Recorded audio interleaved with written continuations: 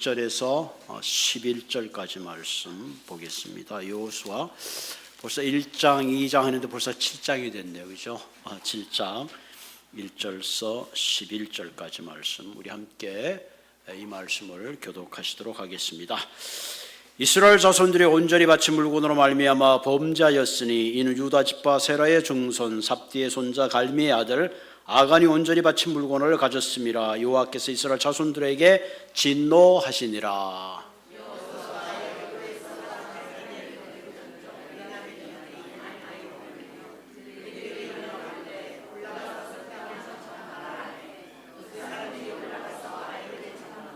여호와께로 돌아와 그에게 이르되 백성을 다 올라가게 하지 말고 2-3천 명만 올라가서 아이성을 치게 하소서. 그들은 소수니 모든 백성을 그리로 보내어 수고롭게 하지 마소서 하므로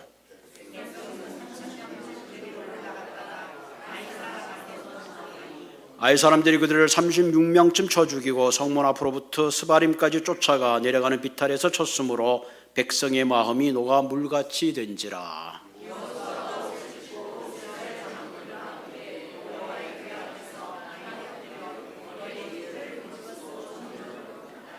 이르되 슬퍼도소이다. 주 여호와여 어찌하여 이 백성을 인도하여 요단을 건너게 하시고 우리를 아모리 사람의 손에 넘겨 멸망시키려 하셨나이까. 우리가 요단 저쪽을 만족하게 여겨 거주하였더라면 좋을 뻔하였나이다.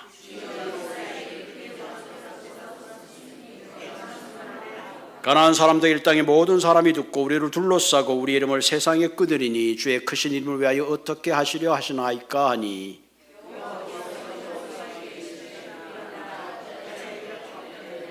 함께 읽겠습니다. 이스라엘이 범죄하여 내가 그들에게 명한 나의 언약을 어겼나니 곧 그들이 바친 물건을 취하고 도적하고 시기하여 자기 가운데 두었느니라. 아멘. 우리 이 시간에 성가대 찬양해 주시겠습니다.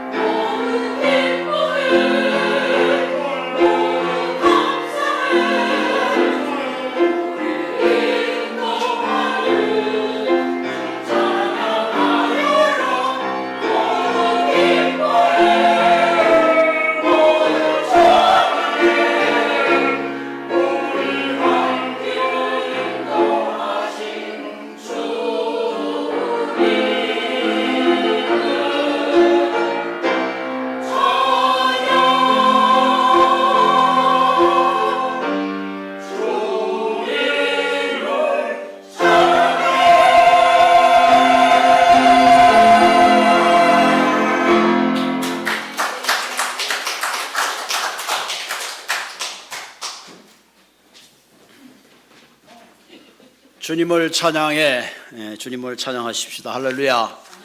귀한 찬양 감사합니다. 오늘은 아이성의 패배라는 제목을 가지고 나누려고 합니다. 외부의 적보다 내부의 적이 무섭다, 그런 말이 있습니다. 사마천 사기에 나오는 말이죠.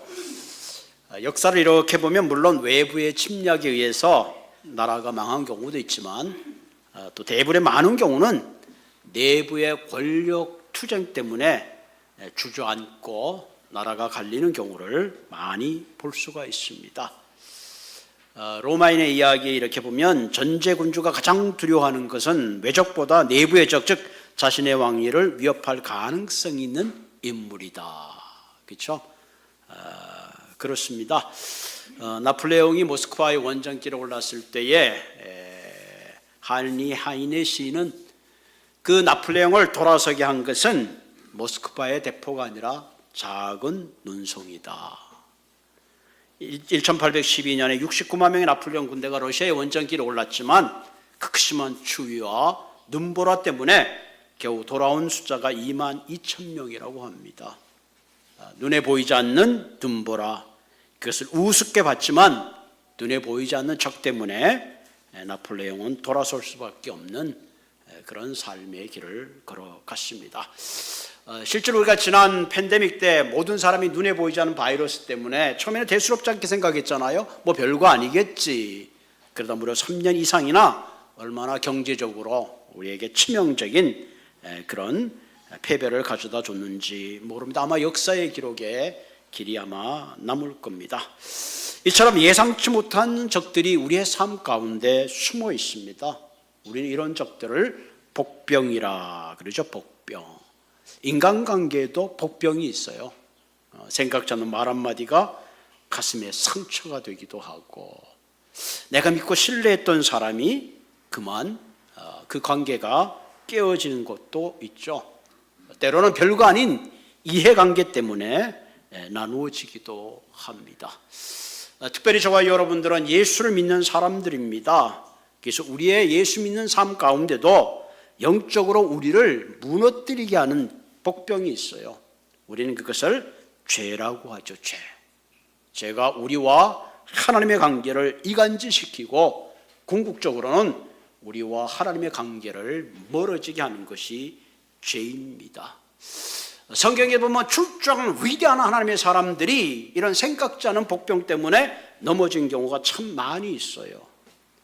모세는 성경에 그는 참 온유하고 굉장한 사람이잖아요.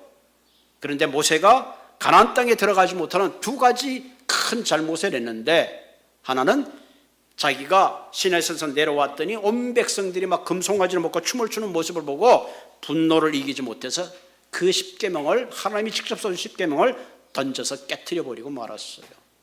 심지어는 백성들이 하나님 왜 우리를 목마르게 이 광야에서 죽게 하십니까? 원망하는 소리를 듣자 화가 나가지고 하나님이 반석을 명하여 물을 내라 그랬는데 지팡이로 반석을 2번이나 두들겨 버리고 말았어요. 그 분노를 이기지 못해서 결국은 모세는 자기가 그토록 원하던 약속의 가나안 땅을 느보나에서 바라보기만 하고 들어가지 못했습니다. 성경에 보면 다윗이라는 사람은 하나님이 이렇게, 그는 내 마음에 합한 자라, 얼마나 좋고 하나님이 마음에 들었으면 이런 표현을 했겠어요. 그런데 그의 마음속에 숨어있는 정욕이라는 복병을 이기지 못하고 자신을 위하여 충성을 다하는 우리아 아내를 빼앗는 그런 어처구니 없는 범죄를 저지르고 말았습니다. 우시야 왕은 52년 동안 유다를 통치하는 아주 훌륭한 왕이었어요. 그런데 조급함을 견디지 못하고 제사장이 드려야 될 그 제사를 자신이 대신 드리다가 문둥병이 걸리고 말았습니다. 이처럼 우리의 삶 속에는 생각지 않은 그런 복병들이 있습니다. 내가 다스릴 수 없는 그런 복병들이 다 저와 여러분들에게 숨어 있어요. 우리는 이런 복병들을 잘 다스리고 바르게 처리할 때에 우리는 우리의 삶이 무너지지 않고 하나님 앞에 바른 믿음의 길을 달려갈 수가 있습니다. 특별히 오늘 본문을 통해서 우리가 살펴봐야 될 것은 우리의 삶 속에 숨어있는 복병을 우리가 어떻게 잘 다스리고 그것을 잘 깨달아서 우리의 삶이 하나님 앞에 정말로 진리의 등대가 되고 험한 세상을 비추는 빛의 삶을 살 수 있겠는가 하는 것을 함께 살펴보고자 합니다. 지금 이스라엘 백성들은 요단강을 마른 땅처럼 건넜고 난공불락의 여리고성을 한순간에 무너뜨렸습니다. 이스라엘 백성들의 사기는 충천하고 그야말로 불가능은 없습니다. 그래서 온 백성이 이 여세를 몰아가지고 여리고성을 점령했으니까 그 다음에 그 여세를 몰아서 아이성을 점령하자 막 온 백성들이 들고 일어난 거죠. 그래서 본문 2절에 보면 이렇게 표현하고 있습니다. 본문 2절에 한번 2절로 주세요. 2절에 여호수아가 여리고에서 사람을 베델 동쪽 베다원 곁에 있는 아이를 보내며 그들에게 말하되 올라가서 그 땅을 정탐하라며 그 사람들이 올라가서 아이를 정탐하고 와서 보고하죠. 뭐라고 보고합니까? 여호수아께 돌아와 그에게 이르되 백성이 다 올라가지 말고 2-3천 명만 올라가서 아이를 치게 하소서. 그들은 소순이 모든 백성을 그리로 보내어 수고롭게 하지 마소서. 아니 뭐 걱정입니까? 그 아이성 별거 아니에요. 온 백성이 올라갈 필요 뭐 있어요? 식은 중복게요. 그냥 2-3천 명만 있으면 가면 우리는 그 성을 정복할 수 있습니다. 그 결과는 어떻게 됐어요? 2-3천 명이 올라갔다가 큰 패배를 하고 돌아왔습니다. 그 결과 이스라엘 백성 전체가 마음이 녹아내려 물같이 되고 말았습니다.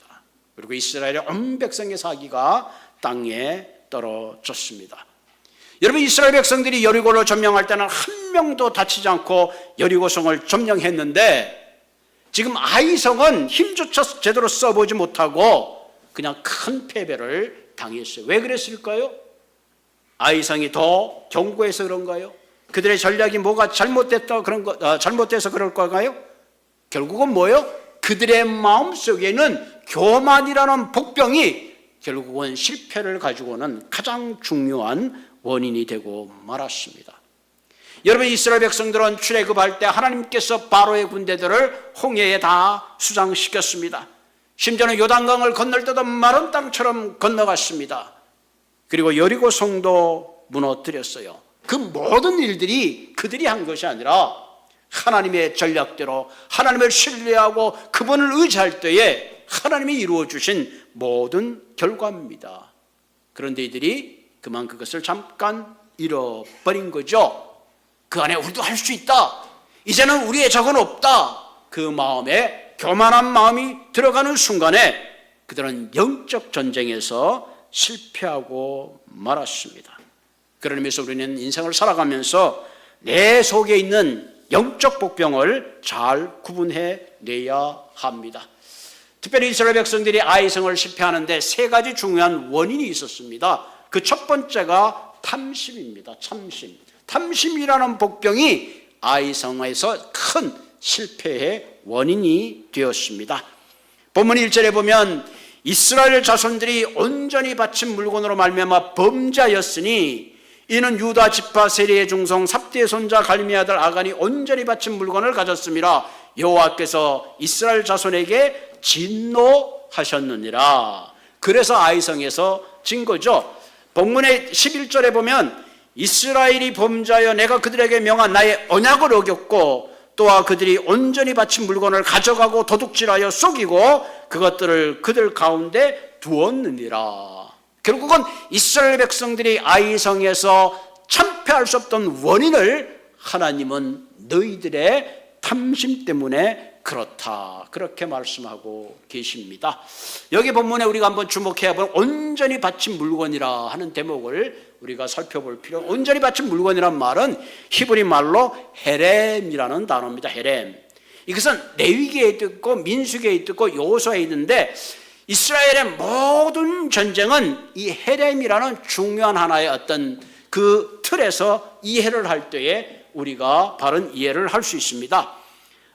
레위기 27장 28절 29절에 이런 말씀이 어떤 사람이 자기 소유 중에 오직 여호와께 온전히 바친 모든 것은 사람이든지 가축이든지 기업이든지 밭이든지 팔지 못하고 무르지도 못하니 바친 것은 다 여호와께 지극히 거룩한 것이라. 이게 온전히 바쳐진, 이 온전히 바쳐진 하나님의 것이다 하는 거죠. 내가 10불이 있었는데 그 10불을 하나님께 바치는 순간에 그것은 내 것이 아니라 하나님의 것입니다. 가끔 어떤 분이 목사님 옛날에 교회가 막 분쟁이 있어 어떤 분이 헌금 한 꿀 돌려달라, 헌금 한 꿀 돌려달라 그러는 거 아니에요. 내가 10불 갖고 있는 건 내 돈이지만 내가 바치는 순간에 그것은 하나님의 것입니다. 하나님의 것. 그것이 바로 헤렘이 갖고 있는 중요한 겁니다. 29절에 보면 온전히 바쳐진 그 사람은 다시 무르지 못하니 반드시 죽을지니라. 이것이 헤렘을 어긴 자에 대한 규정입니다. 신명기 7장 25절에 보면 너는 그들이 조각한 신상을 불사르고 그들에게 입힌 은이나 금을 탐내지 말고 취하지 말라. 왜? 우상에 입힌 금이나 은을 탐낸다는 것은 우상을 탐하는 거거든요. 내가 그곳으로 말미암아 올무에 걸릴까 하노니 이는 내 하나님 여호와께 가증히 여기는 거라. 그러니까 전쟁에서 음과 금을 탐하면서 그것을 가지고 오는 것은 하나님 거에 가증히 여길 뿐만 아니라 스스로 올무에 걸려서 결국은 그들의 문화에 휩쓸려 가게 되고 하나님의 백성의 거룩함을 잃어버리는 거예요. 그래서 여호수아의 전쟁에 보면 하나님이 그 여호수아에 가면 모든 것을 불사르고 진멸하고 막 그렇게 막 나오잖아요. 그때 하나님 이거 너무한 거 아닌가 하는데 이것은 우리가 영적 감각에서 잘 이해할 필요가 있습니다. 26절은 너는 가정한 것을 내 집에도 가지고 오지 마라. 너도 그것과 같이 진멸당할까 하노라. 그러니까 하나님이라는 하나님께 온전히 바쳐진 것을 오늘 본문의 아간처럼 훔치고 감추는 것은 그 개인뿐만 아니라 하나님에 의해서 큰 징벌의 대상이 될 수밖에 없다고 하나님은 분명히 이야기하고 있습니다. 그러니까 하나님은 이스라엘의 그 가나안의 전쟁에서 전리품에 어떤 물건들이 가지지 말고 온전히 그것을 심지어는 집에도 가지고 오지 말고 미워하라 그렇게 말씀하고 있는 겁니다. 이것이 레위기하고 신명기에 있는 게 아니라 우리가 했던 여호수아 6장에도 이 구절이 나왔어요. 6장에 보면 너희는 온전히 바치고 그 바친 것 중에서 어떤 것이든 취하여 너희가 이스라엘 진영으로 바친 것이 되게 하여 고통을 당하게 되지 않도록 오직 너희는 그 바친 물건에 손대지 말라. 19절에 보면 음과 동철 기구들은 다 여호와께 구별된 것이 그것을 여호와의 곳간에 드릴지라 하니라. 여러분 가나안 전쟁에는 이스라엘 백성들이 가나안 전쟁을 통해서 그들께서 빼앗아서 나의 탐욕을 채우기 위한 전쟁이 아닙니다. 이건 철저하게 하나님의 약속의 성취를 이루어가기 때문에 그 모든 전쟁에 있어서 이루어지는 모든 것들은 하나님의 것이기 때문에 하나님께 구별해서 너희들의 그 정결성을 잃어버리지 않도록 하라 하는 것이 이 하렘이 주는 중요한 커버넌트고 약속입니다. 그런데 오늘 본문 21절에 보면 이런 하나님의 명령에도 불구하고 아간이라는 사람이 그 물건 가운데 노력을 했습니다. 21절에 보면 내가 노력한 물건 중에 시날산의 아름다운 외투한 볼과 은 200세겔과 그 무게가 50세겔 되는 금덩이 하나를 보고 탐내어 가졌나이다. 탐내어 가졌나이다. 보소서 이제 물건들을 내 장막 가운데 땅속에 감추었는데 음은 그 밑에 있나이다. 이스라엘 백성들이 전쟁이 지고 나서 막 하나님께 기도하는 하나님 우리가 왜 이렇게 전쟁에 졌습니까? 그때 하나님께서 제비를 뽑아라. 그랬더니 그 아간이 하나님의 그 언약을 깨고 속이고 숨기고 손을 대고 훔쳤습니다. 탐내어 가졌다. 하나님께서 뭐라고? 그 전에 손대지도 말고 가지지도 말고 취하지도 말고 집에 가지고 오지도 말라 그랬죠. 마치 뭐가 하나 생각나죠? 하담과 아와가 선악과를 먹고 탐냈던 그 모습이 생각이 나죠. 어떤 물건든지 집에 가지고 오지 말라 그랬는데 여기 보면 시날산의 아름다운 외투한 벌이다. 이 시날산의 외투한 벌이는 말하면 시날산에서부터 만들어진 외투한 벌, 지금으로 말하면 명품이 명품. 여러분 40년 동안 광야 생활을 누더기만 입다가 그 시날산의 명품 외투를 보는 순간에 어떻게 됐겠어요? 눈이 둥그래가지고 야 이런 게 있구나. 요즘 가장 비싼 코트가 어떤 브랜드가 있어요? 뭐가 있죠? 메이드 인 코리아. 버버리랑 있죠? 버버리랑 브랜드가 있죠? 네, 제가 하와이 갔다가 그 버버리 매장인가 그 누구 구경하고 들어갔다가 내가 가격으로 깜짝 놀랐는데 이 명품을 보는 순간에 탐심이 생긴 거예요. 하나님의 약속과 말씀보다 그 명품에 마음이 빠지고 말았습니다. 여러분 지금도 여러분 명품 다 좋아하시죠? 아니요? 명품을 돌같이 알아요? 명품을 다 좋아하는 것 같아. 얼마 전에 세계 최고의 갑부가요, 베르나드 아르노, 이분이 74세인데 이분이 뭐 장사하는 줄 알아요? 루이비통, 원래 루이비통 뭐 헤네시에, 우리 보통 루이비통 그러는데 얼마나 많은 사람이 루이비통 가방을 샀는지 이분이 세계 최고의 갑부에 그 이름이 등록됐는데 얼마 전에 보니까 최근에 테슬라 주식이 올라가는 바람에 다시 부자가 바뀌었대요. 우리의 마음속에요, 탐심이라는 복병이 눈을 뜨면 정신을 못 차립니다. 그래서 형제가 싸우고 부모가 갈라지고 법정에 서고 난리법석을 치는 거예요. 탐심 때문에 사람을 죽이고 때로는 인간의 도리를 저버리기도 합니다. 그래서 우리는 탐심을 미워해야 되죠. 오늘 성경에 보니까 내 집에 들여놓지도 말라. 그 말은 내 마음이 뺏겼다 그러는 거죠. 탐심이 마음에 가득 차는 순간에 이웃도 보이지 않고 사람도 보이지 않고 하나님도 보이지 않아요. 그래서 아간은 그 탐심 때문에 아무 생각 없이 그냥 그 유혹에 빨려 들어가고 마른 겁니다. 그런데 여러분 우리의 마음속에는 이 탐심 이거 제거하는 거 어려워요. 이건 논리적인 거 아니라 인간의 본성이기 때문에 그렇습니다. 그러면 안 되지 하면서도 보는 순간에 나도 모르게 크레딧 카드를 주고 집에 들고 와서 미쳤어 이렇게 후회하는 것이 인간의 본성이에요. 그래서 탐심은 무서운 파괴를 가지고 옵니다. 자, 그런데 오늘 본문을 가만 보면 이처럼 이 소위 말하면 탐심에 자기의 마음을 잃어버린 그것을 여호와는 어떻게 처리했는가? 오늘 가만히 보면 24절 26절을 우리가 읽지는 않았으면 제가 읽어드릴게요. 여호수아가 아간과 음과 외투 금덩어리와 그의 아들 딸들 그의 소와 나귀와 양들과 장막과 그에게 속한 모든 것을 아골골짜기에 끌고 가서 온 이스라엘 백성이 돌로 치고 그리고 불사르고 그 위에 돌 무더기를 쌓았습니다. 그러므로 그곳 이름을 오늘날까지 아골골짜기라고 부르더라. 대단하죠? 아골골짜기라고 부르더라. 그러니까 죄의 결과가 얼마나 엄청난 결과를 가지고 왔는가. 심지어는 아간이라는 개인의 그것을 떠나서 이스라엘 전체가 아이성의 전쟁에 실패라는 공동체적인 고통을 가지고 왔습니다. 이 아골이라는 뜻이 고통이라는 뜻이에요. 고난이라는 뜻입니다. 여기엔 굉장한 중요한 영적 인사이트가 있어요. 예수님이 아골골짜기의 십자가에서 돌아가셨잖아요. 다시 말하면 인간의 모든 탐심을 대신해서 예수님이 친히 아골골짜기에 우리의 그 모든 죄성을 가지고 십자가에 달려 돌아가셨다 하는 겁니다. 다시 말하면 인간이 가지고 있는 본성적인 탐심과 죄는 우리의 힘으로 해결할 수 없는 것이 아니라 예수 그리스도의 십자가 앞에 내어놓을 때 가능하다는 거죠. 그래서 예수님은 그 죽음의 돌무더기로 예수님을 묻었지만 결국은 주님께서는 어떻게 됐죠? 사흘 만에 부활하신 것을 보게 됩니다. 그래서 우리에게 참된 자유를 주신 거죠. 그것이 구원이요, 그것이 영생입니다. 내 안에 일어나는 불일듯 일어나는 탐심, 내 힘으로 어쩔 수가 없어요. 이것은 인간의 본능입니다. 그것을 온전히 십자가에 못 박을 때만이 우리는 가능합니다. 그래서 바울은 갈라디아서 5장 24절에 뭐라고 했어요? 그리스도 예수의 사람들은 육체와 함께 그 정욕과 탐심을 십자가에 못 박았느니라. 십자가에 끊임없이 일어나는 정욕과 본능을 우리는 컨트롤할 수 없어요. Out of control. 그것을 컨트롤할 수 있는 것은 오직 말씀과 성령과 십자가밖에 없다 하는 거예요. 그래서 우리가 말씀 읽고 기도하고 이러면 안 되지 끊임없이 주님 앞에 나아가는 것이 바로 거기에 있습니다. 그럼 우리는 매 순간 신할선의 외투에 끌려가는 이 마음 하나님의 십자가 앞에 내려놓아야 합니다.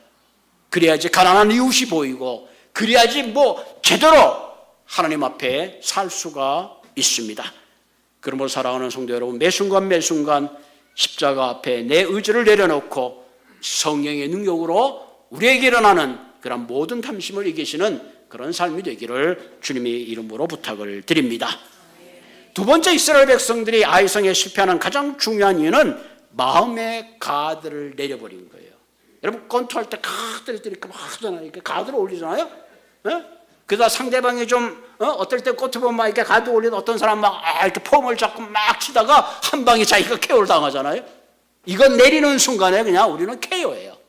KO입니다. 이스라엘 백성들은 지금 승수장구하면서 가드를 올리고 있던 것을 자신도 모르게 내려버린 거예요. 그래서 아까 3절 읽었죠? 여호수아에게 돌아 그들에게 백성에게 다 올라가지 말고 2-3층면 올라가서 아이성을 치게 하소서. 그들은 소순이 우리 백성들도 그리로 보내어 수고롭게 할 필요가 없습니다. 자, 이 사람들의 이 보고가 정확한 걸까요? 아니에요. 나중에 이제 8장에 보면 아이성에 대한 자세한 이야기들이 나옵니다. 이들의 정탐꾼은 대충 그냥 슬쩍 보고 온 거예요. 8장에 보면 아이성의 남녀가 12,000명입니다. 12,000명을 다 빼더라도 반만 잡아도 6,000명이에요. 그럼 6,000명의 성을 지키고 있는 사람을 이기려면 적어도 3배, 4배가 된다. 4, 6, 28, 28,000명인데 나중에 8장에 보면 여호수아가 3만 명을 올립니다. 그래서 그 전쟁에 이기게 되는 거예요. 그런데 2-3,000명? 2-3,000명도 많아요. 한마디로 어떻게 됐어요? 제대로 현실을 파악하지 못한 거예요. 마음이 교만하면요, 현실을 제대로 파악하지 못해요. 상대를 가소평가하고 자신을 과대평가합니다. 여러분, 교만한 사람 가만 보면 그냥 자기만 있어요. 네? 자기만 있는 거, 자기 주장만 있고 그냥 위아래 사람이 없는 걸 볼 수 있어. 왜? 상대방을 가소평가하게 되는 것이 교만의 가장 큰 질병입니다. 우리가 하나님을 믿는 중에 가장 큰 죄가 뭔지 알아요? 교만해져요. 내 위에 하나님이 없는 거예요. 그것이 죄 중에 가장 교만한 죄입니다. 여러분, 그걸 아셔야 돼. 교만한 사람은요, 모든 인간관계에 문제가 생길 수밖에 없습니다. 그 아이성을 치러 돌아갈 때 보면 기도했다든가 하나님께 물었다든가 그런 게 없어요. 한마디로 뭐예요? 우리 힘으로 할 수 있어. 더 이상 하나님의 도움이 필요 없어. 이 순간에 문제가 생깁니다. 이 순간에 문제가 생겨요. 여러분, 우리 인생의 가장 큰 문제는 언제 생기는지 알아요? 내가 사업을 하나 하고 2개 하고 3개 하고 점점 늘려갈 때 문제가 생깁니다. 내 인생에 대박이 날 때 우리는 조심해야 합니다. 내가 성공 가도를 달릴 때에 그 모든 것이 내가 잘한 것처럼 생각하는 순간에 우리는 넘어질 수밖에 없어요. 그래서 이스라엘 백성들은 뭐예요? 하나님의 도움이 필요 없어. 아이성 저쯤은 우리 힘으로 충분해. 그 순간에 그들은 패배하고 말았습니다. 여러분, 잠언 16장 9절에 보면 사람이 마음으로 자기 길을 계획할지라도, 우리 계획하잖아요. 그 걸음을 인도하시는 분은 여호와시니라. 아멘. 그 걸음을 인도하시는 분은 여호와예요. 내가 사업에 근사한 계획을 잡고 많은 계획을 한다 할지라도 하나님이 그 걸음을 인도하지 않으면 우리는 nothing이에요. 나다입니다. 나다. 그러므로 우리는 형통할 때에 내 기도의 시간을 멈추면 안 돼요. 내가 바쁘다고 하나님 앞에 나아가는 것을 게을리하면 안 됩니다. 그 순간에 우리는 나도 모르는 사이에 넘어질 수밖에 없어요. 고린도서 10장 12절에 뭐래요? 그런즉 선줄로 생각하는 자는 넘어질까 조심하라. 선줄로 생각하는 자는 넘어질까 조심하라. 여러분, 역대하 32장에 보면 아수르 사내림이 대군을 몰고 예루살렘에 침공합니다. 그때 히스기야가 온 백성을 모으고 하나님께 기도할 때에 하나님이 천사를 보내서 사내립의 모든 군대를 진멸시켰어요. 이것 때문에 히스기야 왕은 주위의 모든 왕에게 존귀한 왕이라는 그런 이름을 얻었습니다. 그가 그렇게 하나님께 겸손할 때에 하나님께서 그의 나라를 부강하게 해 주었어요. 재산이 점점 늘어가고 형통했어요. 열왕기하 18장에 보면 이 왕에 대해서 이렇게 말합니다. 전심으로 여호와를 경외하며 백성을 잘 다스리는 거로 열왕 중에 이만한 왕이 없었다. 이게 히스기야 왕이 이만한 왕이 없었어요. 심지어는 히스기야 왕이 죽게 되었을 때 그는 하나님 앞에 기도합니다. 기도했더니 하나님이 그의 생명을 15년이나 연장시켰었어요.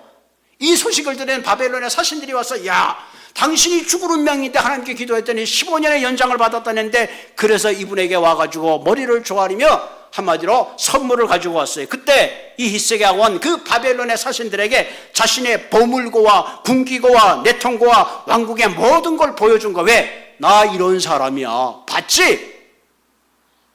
그 순간에 어떻게 됐어요? 나중에 바벨론에 의해서 그 모든 내탕고의 보물들이 다 빼앗기고 심지어는 자기 아들은 바벨론의 환관이 되어서 끌려갔습니다. 뭘 말하는 거죠? 이게 나야, 내가 이 정도야 하는 순간에 그런 모든 것들이 한순간에 무너지고 말았습니다. 내가 여기까지 온 게 다 내 힘으로 온 거야. 아니에요. 아닙니다. 내가 여기까지 온 것이 다 하나님의 은혜입니다. 내가 잘나서 온 게 없어요. 내가 한 건 하나도 없습니다. 내가 잘나서 여기까지 왔다고 하는 순간에 우리는 모든 것을 잃어버릴 수밖에 없습니다. 여러분, 여우 그러면 굉장히 깨가 많잖아요. 여우 같다 뭐 이런 말을 많이 쓰시는데, 여우가 길을 가는데 까마귀가 탁 보니까 막 먹음시는 고기를 한 덩어리 탁 물고 있는 거예요. 여우가 가다가 그 모습을 보고, 야, 까마귀야, 너 어쩌면 그렇게 까맣게 잘생겼니? 네가 깍깍하는 소리 들으면 천사의 소리 같다고 막 칭찬하니까 까마귀가 기분이 너무 좋잖아요. 너 노래 한번 해봐라. 깍 하는 순간 어떻게 돼? 고기 덩어리가 떨어졌어. 여우가 신나서 이제 그걸 먹고 룰루랄라 가고 있는데, 오마이갓, 호랑이를 만났네? 이거 호랑이가 막 잡아먹으려고 그러는 순간에 여우가, 야, 너 내가 누군지 알아? 하나님이 나를 동물의 왕으로 삼았어. 언제 그랬는데? 야, 너 아직도 모르는구나. 너 한번 내 뒤에 따라와봐. 내가 다 가면 모든 동물들이 무서워서 피하는 걸 보면 내가 얼마나 굉장한지 너 알 수 있을 거야. 그래? 호랑이가 뒤에 따라가고 여우 앞에 딱 가니까, 아이고, 동물들이 막 가자마자 덜덜덜덜 다 사라지니까, 야, 이건 막 굉장하잖아, 이게. 여기에서 나온 말이 뭐예요? 호가 호위란 얘기예요. 여우 호자, 빌릴 가자, 호랑이 호자, 위험이. 호랑이의 위험을 등에 업은 여우란 얘기예요. 호위, 호가. 나중에 어떻게 됐겠어요? 여우가 폼나게 걸어가다가 나중에 어떻게 됐겠어요? 그 결과는 여러분들에게 맡기겠습니다. 호위, 호가. 하나님이 내 등에 계시는데 그거 잊어버리고 폼 잡고 가다가 넘어집니다. 때로 우리의 인생이 이렇게 어리석어요. 이때까지 하나님이 나를 보호하시고 지키시고 여기까지 인도해 주신 거예요. 나의 건강 여부 자신할 거 하나도 없어요. 하루아침에 우리 장로님 토요일날 골프 치거나 하루아침에 막 다리를 절고 오시더라고. 저런 분이 아닌데 하루아침에 우리의 건강도 가정도 자식도 다 주님이 지켜주시고, 교회 공동체도 주님이 지켜줘야 되고, 사업체도 주님이 지켜주셔야 합니다. 그러므로 우리는 겸손한 마음으로 하나님 앞에 조아려야 돼요. 기도의 끈을 놓치면 안 됩니다. 하나님께 가까이 와요. 그렇지 않으면 언제 교만의 벽병이 나를 쓰러지게 할지 who knows, 장담할 길이 없습니다. 한번 따라 합시다. 나는 주님의 은혜가 없이는 아무것도 못합니다. 성령 하나님, 꼭 나를 도와주세요. 아멘. 아멘. 매 순간 이거 붙잡고 우리가 살아야 합니다. 세 번째로 아이성을 그들이 실패했던 원인은 탓하는 습관을 버려야 해요. 탓하는 습관. 아이성이 실패했을 때 온 백성의 마음이 녹고 여호와서도 옷을 찢고 날이 저물도록 하나님께 기도했습니다. 잘한 거죠. 6절에 보면 여호와서가 옷을 찢고 이스라엘 장로들과 함께 여호와의 궤 앞에 땅에 엎드려 머리에 티끌을 뒤집으시고 저물도록 뭐 했을까? 기도했습니다. 그런데 문제는 기도의 내용에 문제가 있어요. 이르되 슬프도소이다 주 여호와여, 어찌하여 이 백성을 인도하여 요단을 건너게 하시고 우리를 아모리 사람의 손에 넘겨 멸망시키려 하시나이까? 우리가 요단 저쪽에 만족히 여겨 거주하였으면 좋을 뻔하여, 차라리 요단강 건너지 말고 저 안에 있었으면 좋겠습니다. 마치 이스라엘 백성들이 광야에서 왜 우리를 애굽에서 그냥 살게 하시지 광야에서 죽게 하십니까? 라고 하나님을 향하여 원망하고 탓하는 내용을 우리가 볼 수 있습니다. 마치 하나님께서 실패를 작정하셨듯이 그렇게 이야기를 하고 있죠. 사실은 잘못된 판단이죠. 그들의 마음속에 죄악이 있고 하나님께서 숨기고 하나님 앞에 하나님 것을 취했기 때문에 생긴 일인데 지금 원망하고 있습니다. 마치 가데스 바네아에서 모세가 12명의 정탐꾼을 보냈는데 갔다 와서 하는 소리랑 똑같죠. 애굽으로 돌아갑시다. 우리는 도저히 약속의 땅에 들어갈 수 없습니다. 어떤 실패가 있을 때는요, 누구를 탓한다고 해결되는 게 아니에요. 그런데 우리는 잘못하면 괜히 뭐 조상을 탓하고 누구를 탓하고 심지어는 하나님을 향하여 원망할 때가 얼마나 많은지 모릅니다. 우리는 실패 앞에서 바른 자세가 필요한데 한 3가지 자세가 필요해요. 하나는 뭐냐면은 자신을 돌아보는 기회로 삼아야 돼요. 왜 이런 일이 일어났을까? 이 실패의 원인이 뭔가? 그것을 우리가 알아야죠. 그래서 하나님 너희들의 실패의 원인을 가르쳐 주잖아요. 여러분 부부가 싸우다가 무슨 막 서로 그냥 변명하고 탓하기 시작하면 1차 대전, 2차 대전, 3차 대전으로 번지게 되는 거예요. 남자들은 밥도 못 얻어먹고 그러는데 그럴 때 딱 한마디 해야 돼요. I am sorry. 그러면 DND야. 여러 말 할 거 없어요. 그냥 I am sorry. 얼마나 좋은 말이에요. 뭐 긴 것도 아니야. 짧은 거야. 그 한마디만 되는데 그걸 못 해가지고 그냥 며칠을 막 들락날락거리고 애를 쓰잖아요. 다 소용없어요. 두 번째는 그래도 감사해야 돼요. 여러분 한 3천 명이 갔는데 그 중에 몇 명이 죽었어요? 성경에 보니까 예? 오늘 성경 몇 번? 36명, 30명. 아니 3천 명 갔다 36명 먹으면 천만다행이다. 다 죽을 뻔했구나 이거. 우리가 판단을 잘못해서 엄청 잘못했구나. 그럼에도 감사하는 마음이 있어야 되는데 이스라엘 백성들은 그 마음이 물녹듯이 됐다. 아니 뭐 전쟁에서 36명 죽었다고 또 하면 되지 뭐. 그죠? 너무 과장되잖아요. 그래서 그럼에도 불구하고 감사하라. 우리의 삶에 어떤 일이 났을 때 그럼에도 불구하고 감사하라. 그러다 보면 해결점이 생기는 거예요. 이제 죽었구나. 이제 뭐 희망이 없구나. 그러면 진짜 죽어요. 셋째는 믿음의 시각으로 볼 수 있어야 합니다. 믿음의 시각으로 볼 수 있어요. 그래서 우리는 인생에 주어진 실패보다 더욱 중요한 것은 실패 후에 우리 자신을 살피고 또 그것을 그럼에도 불구하고 감사하고 믿음의 눈으로 바라봤을 때에 우리는 새로운 길이 열리게 되는 겁니다. 아멘. 몸이 약한 사람이 더 오래 살아요. 왜? 늘 나는 몸이 약하니까 신경을 많이 씁니다. 평소에 건강하다고 자신하는 사람은요 하루쯤에 심장마비로 가는 수가 많아요. 몸이 약한 사람은 먹는 것도 조심하고 매사에 조심하니까 더 오래 삽니다. 못 배운 사람은 더 배우려고 애를 쓰기 때문에 일생 동안 배워요. 그러니까 어떨 때 보면 더 많은 지식을 가질 수가 있습니다. 주어진 환경을 탓하기보다는 감사함으로 믿음의 시각으로 살아갈 때에 하나님은 우리에게 축복을 주시는 줄 믿으시기를 바랍니다. 여러분 금수저로 태어났다고 다 성공하는 거 아니에요. 흙수저로 태어났다고 다 실패하는 거 아니에요. 금수저든 흙수저든 하나님이 우리 인생의 생사의 화복을 주관하십니다. 아멘. 우리가 살아가는 동안에 여러분 우리 인생에 늘 문제는 있어요.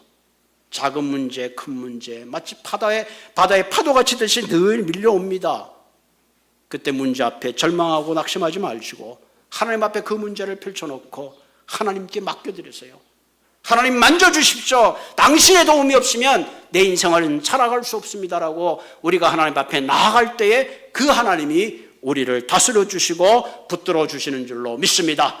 그러므로 사랑하는 성도 여러분, 지금부터 정말 하나님 앞에 여러분의 인생을 맡겨